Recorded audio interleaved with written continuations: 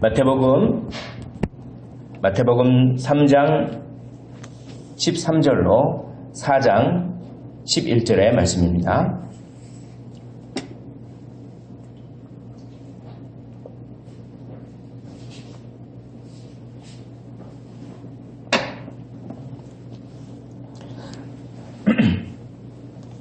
우리 한 절씩 교독을 하시고 마지막 절을 함께 읽도록 하겠습니다. 이때 예수께서 갈릴리로부터 요단강에 이르러 요한에게 세례를 받으려 하시니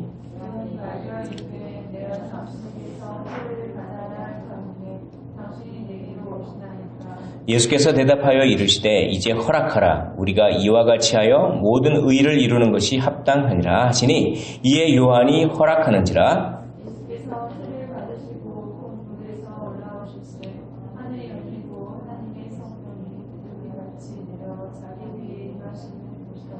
하늘로부터 소리가 있어 말씀하시되 이는 내 사랑하는 아들이요 내 기뻐하는 자라 하시니라.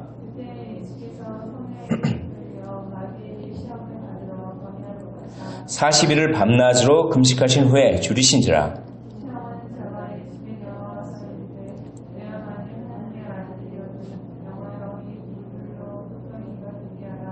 예수께서 대답하여 이르시되 기록되었으되 사람이 떡으로만 살 것이 아니요 하나님의 입으로부터 나오는 모든 말씀으로 살 것이라 하였느니라 하시니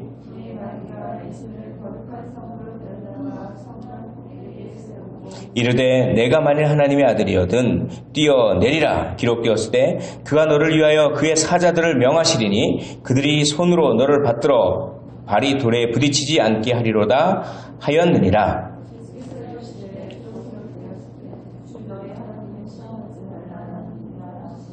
마귀가 또 그를 데리고 지극히 높은 산으로 가서 천하 만국과 그 영광을 보여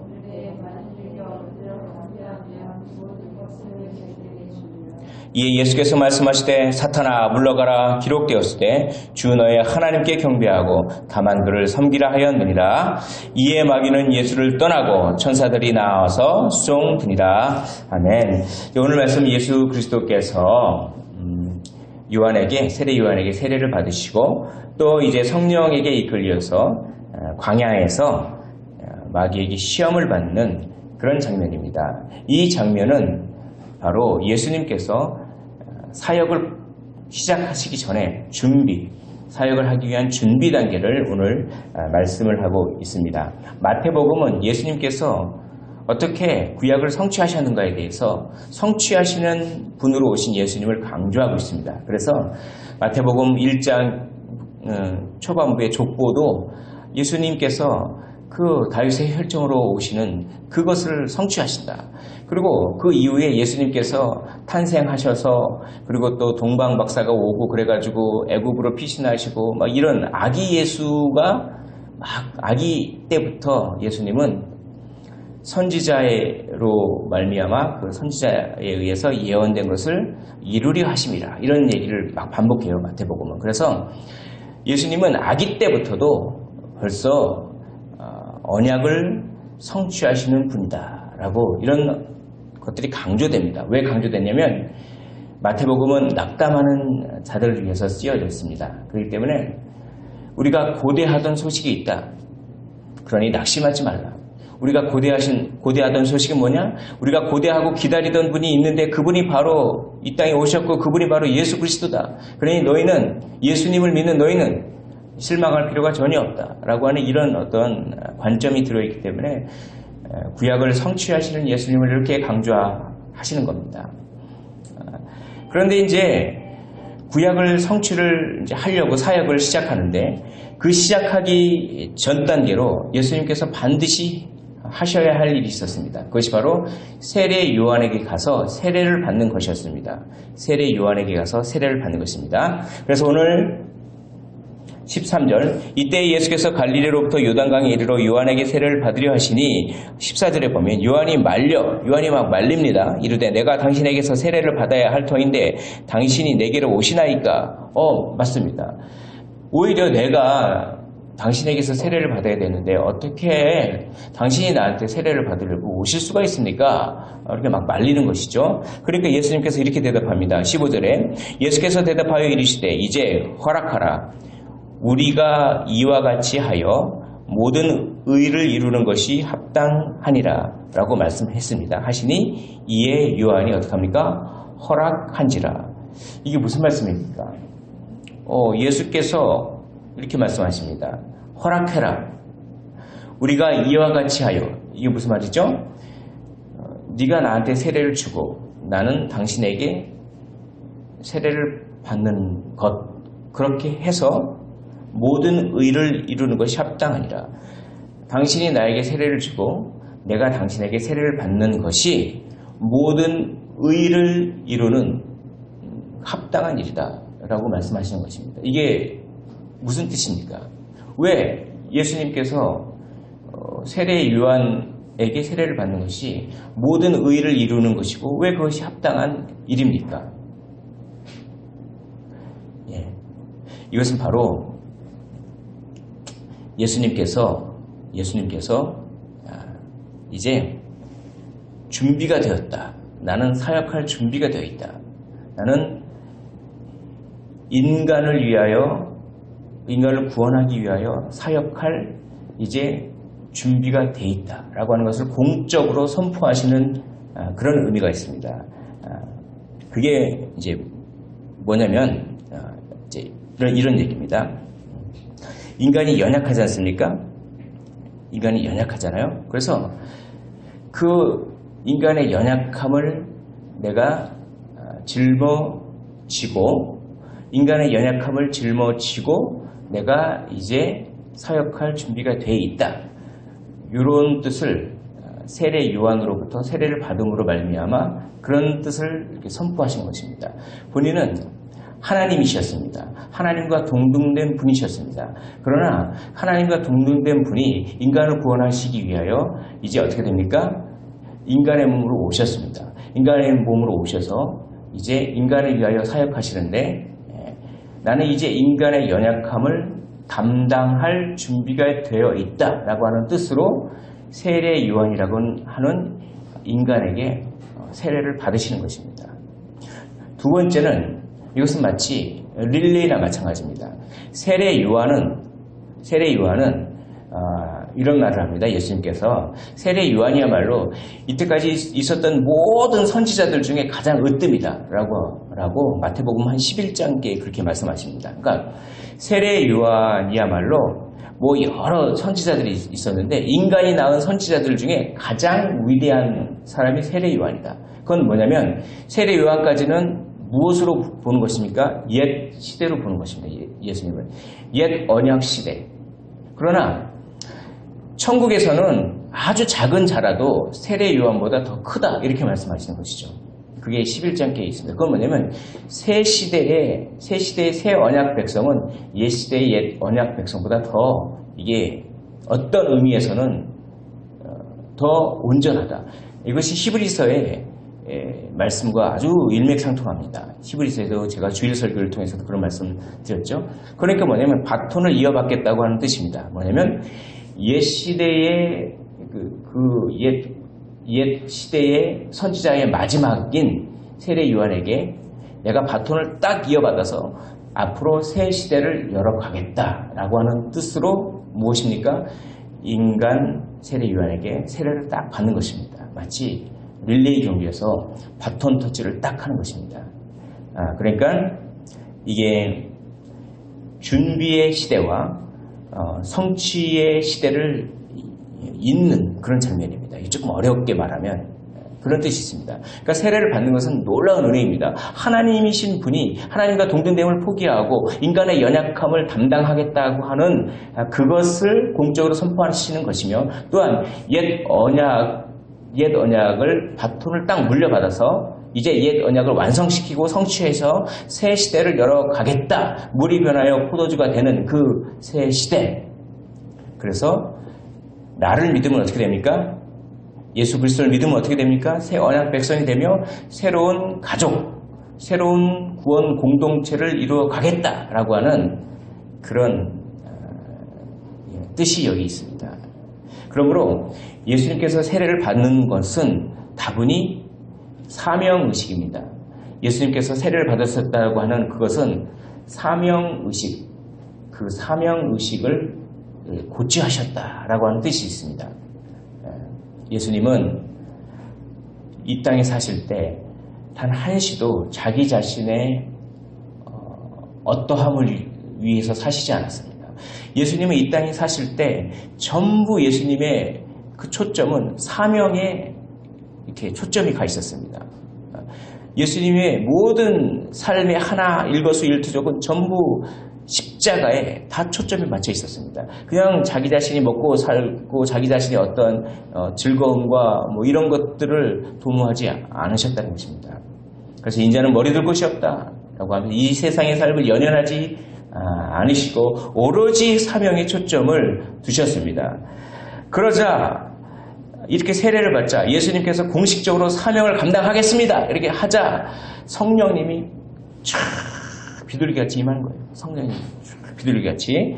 자, 16절에 예수께서 세례를 받으시고 곧 물에서 올라오실 때 하늘이 열리고 하나님의 성령이 비둘기같이 내려 자기 위에 임하심을 보더니 성령이 비둘기같이 촥 내린다는 얘기는 무슨 말이냐면 비둘기 하면 유대인들은 노아의 홍수, 노아를 생각했습니다. 그렇게 연상이 됐습니다. 뭡니까?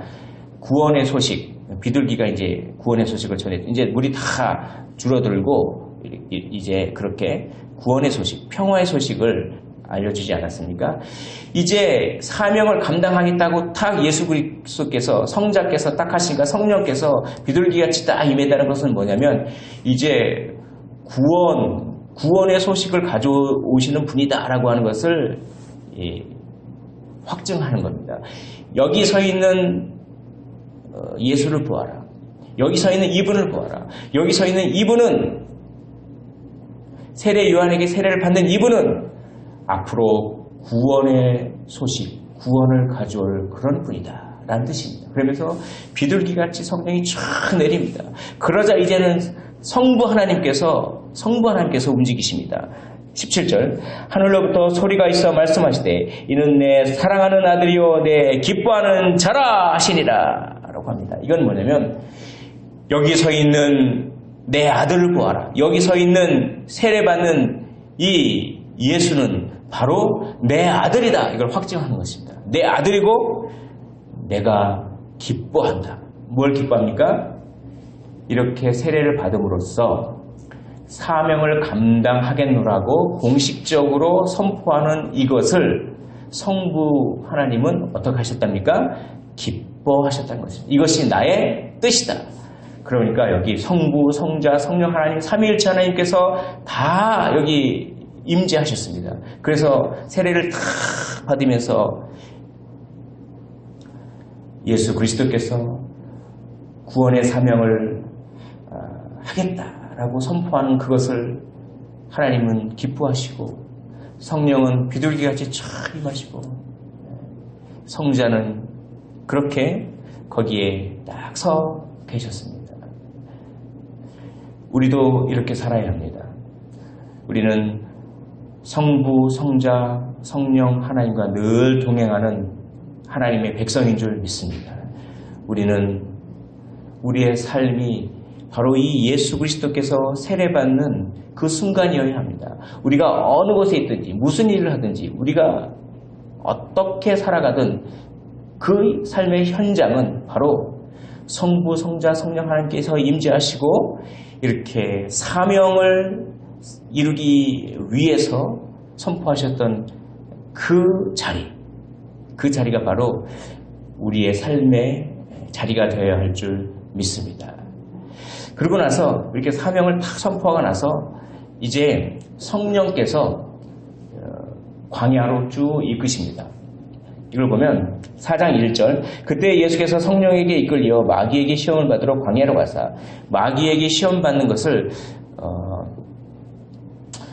어떤 하나님의 섭리로 이해하고 있습니다. 성령께서 이끄셨습니다.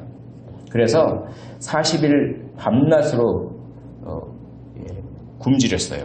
그러니까 배가 엄청 고프겠죠.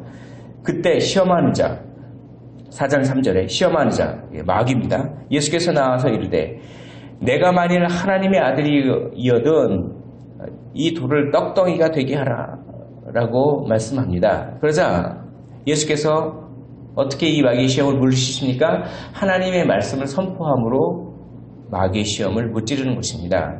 기록되었을 때 사람이 떡으로만 살 것이 아니요 하나님의 입으로부터 나온 모든 말씀으로 살 것이라. 우리는 어떻게 마귀의 유혹을 이길 수 있습니까? 우리의 의지와 노력으로는 이길 수 없습니다. 우리가 마귀의 노력을 이긴 힘은 하나님 말씀을 의지하는 것입니다. 하나님 말씀을 계속 선포하는 것입니다. 하나님의 말씀을 계속 읊조리는 것입니다. 그러므로 복 있는 사람은 하나님의 말씀을 주야로 묵상하는 자로라. 주야로 읊조리는 자로라. 계속 읊조리면서 우리의 생각 통해서 마귀가 유혹할 때 하나님의 말씀으로 그것을 이겨야 하는 것입니다. 또 그 시험을 이기시자 이제 5절에 마귀가 예수를 거룩한 성으로 데려다가 성전 꼭대기에 세우고 뛰어내려라. 네가 만일 하나님의 아들이면 뛰어내려라. 그러면서 마귀가 아주 교묘합니다. 성경을 인용합니다. 시편에 있는 시편 91편 11절 12절에 있는 말씀을 인용해서 네가 만약에 하나님의 아들이면 하나님께서 사자들을 명하셔서 천사들에게 명하셔서 네가 떨어질 때 딱 받아가지고 안 다치게 할 것이다. 뭐 이런 시편에 있는 말씀을 인용합니다. 교묘하게. 마귀는 어떨 때는 성경 말씀을 오해하게 만드는 겁니다. 그것이 마귀입니다. 성경 말씀까지도 이용해서 사람을 미혹하게 한 것이 마귀입니다. 어떻게 해요? 성경 말씀을 오해하게 만듭니다. 성경 말씀을 자기 유리한 대로만 적용하게 만드는 것입니다. 이단들이 다 그런 것이죠. 그럴 때 그것을 또 어떻게 물리치십니까? 7절 예수께서 이르시되 또 기록되었을 때 또 하나님의 말씀으로 물리치십니다. 주 너의 하나님을 시험하지 말라라고 이렇게 무찌르는 것입니다. 그러자 이제 마귀가 아주 지극히 높은 산으로 이렇게 데리고 가서 예수님을 천하 만국과 영광을 쫙 보여줍니다. 그러면서 이 엄청난 만국의 영광을 그 어떤 권력을 내가 너한테 주겠다. 이 권력을 너한테 주겠다. 그 대신 나한테 엎드려 경배만 한번 해라. 그러면 이 모든 것을 나한테 엎드려 경배하면 이 모든 것을 너에게 주리라. 이렇게 시험했습니까? 그래서 예수님께서 어떻게 물리치십니까? 또 하나님의 말씀으로 물리치신 것입니다. 사탄아 물러가라. 우리 한번 따라해 볼까요? 사탄아 물러가라. 다시 한번 사탄아 물러가라. 예, 이런 선포를 할 필요가 있습니다. 우리는 자꾸 생각이 미혹될 때 자꾸 그 생각에 막 빠져들어갑니다. 그럴 때 한 번씩 그 생각을 끊어줄 필요가 있습니다. 사탄아 물러가라. 이거는 예수님이 쓰신 방법이에요. 그렇게 우리 선포하는 것입니다. 예. 그런 다음에 어떻게 합니까? 기록되었으되 주 너의 하나님께 경배하고 다만 그를 섬기라 하였느니라. 우리가 섬길 분은 오로지 하나님뿐밖에 없다라고 기록되어 있다. 그걸 탁 선포하는 것입니다. 그래서 마귀의 시험을 무찔렀습니다. 이 시험은 여러 가지가 있습니다. 그러나 이걸 하나로 요약할 수 있습니다. 뭡니까? 이 시험은 마귀가 어떤 하나의 방향성, 하나의 주제를 가지고 한 것입니다. 그 형태는 틀리더라도. 그건 뭡니까? 네가 사명자로 살지 말고 너 자신의 어떠함을 위해서 한번 살아봐라. 네가 배고프지? 배고프면 네가 가지고 있는 능력을 발휘해서 네가 배고픈 것을 조금 이렇게 좀 먹게 하는 거, 그게 상식적이지 않냐?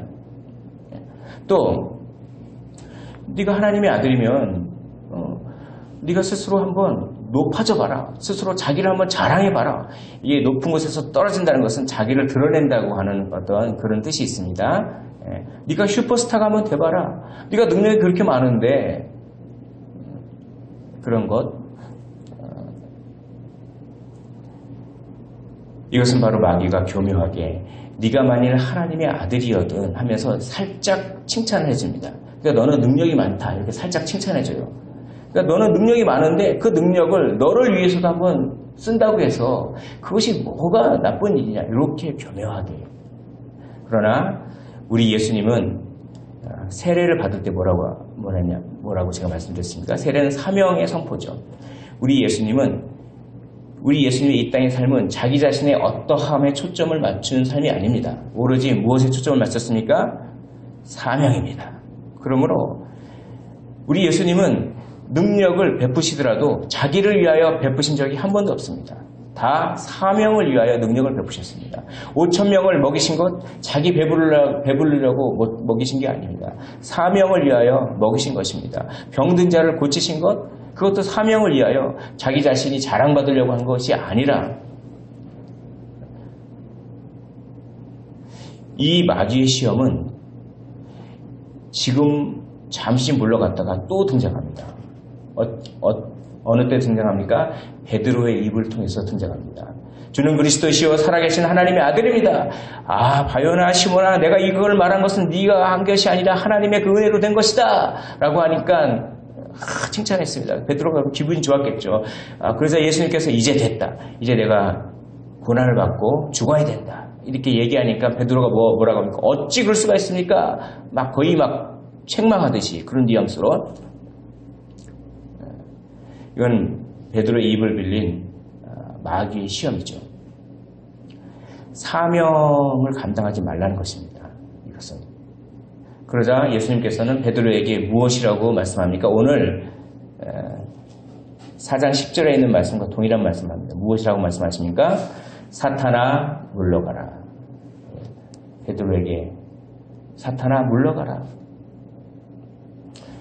사명을 위해서 살지 말려고 하는 것이 예수님의 그러니까 십자가의 길을 가지 말려고 하는 것이 십자가의 길을 가지 말고 조금 너를 위해서 살아라. 너를 위해서 살아라. 조금이라도 이런 것들이 다 예수님에게 있어서 사실 큰 시험이었던 것이죠. 이 시험은 이런 종류의 시험은 또 어디서 이게 나옵니까? 오병이어 기적이 일어난 이후에도 나옵니다. 오병이어 기적이 일어나니까 사람들의 인기가 엄청 높아졌습니다. 그래서 사람들이 이 사람만 따지면 진짜 평생 안 굶어 죽겠다. 이분이야말로 우리에게 먹을 것 입을 것도 다 주고 이분이야말로 우리의 로마의 압제에서 이분이 맘만 먹으면 그냥 한번 휘파람 한번 샥 불면 그냥 성벽이 무너지고 그러지 않겠느냐. 이 능력 많은 분이 그래서 억지로 예수님을 임금 삼으려고 했습니다. 그러자 예수님께서는 그들을 떼어놓기 위해서 물러가셨죠. 이것도 바로 무엇입니까? 동일한 종류의 시험입니다. 십자가를 지지 말고 사명의 자리에 쓰지 말고 자기 자신의 높아짐과 자기 자신의 영광과 자기 자신의 어떠함을 위해서 한번 살아봐라 라고 하는 그런 종류의 시험입니다. 이 시험은 아주 끈덕져요. 마귀가. 이 시험은 십자가를 질 때조차 이 시험이 되는 것입니다. 누구를 통해서요? 조롱하는 자들의 입술을 통해서 네가 만약 하나님의 아들이거든 당장 그 십자가에서 내려오라. 그러면 내가 믿겠노라. 이것도 똑같은 종류의 시험입니다. 똑같은 종류의 시험이죠. 마귀는 끈덕집니다. 마귀는 우는 사자가 삼킬 자를 찾는 것처럼 마귀는 항상 끈덕집니다. 정말 끈덕집니다. 그래서 우리도 어떻게 됩니까? 우리도 끈덕져야 합니다. 우리도 끈덕지게 늘 깨어 있어야 합니다. 어떻게 깨어 있을까요? 하나님의 말씀을 늘 읊조리는 것입니다. 오늘 예수 그리스도께서 하나님의 말씀으로 마귀를 물리쳤듯이 우리도 주야로 하나님의 말씀을 끈덕지게 생각하고 또 생각하고 예수를 깊이 생각하라.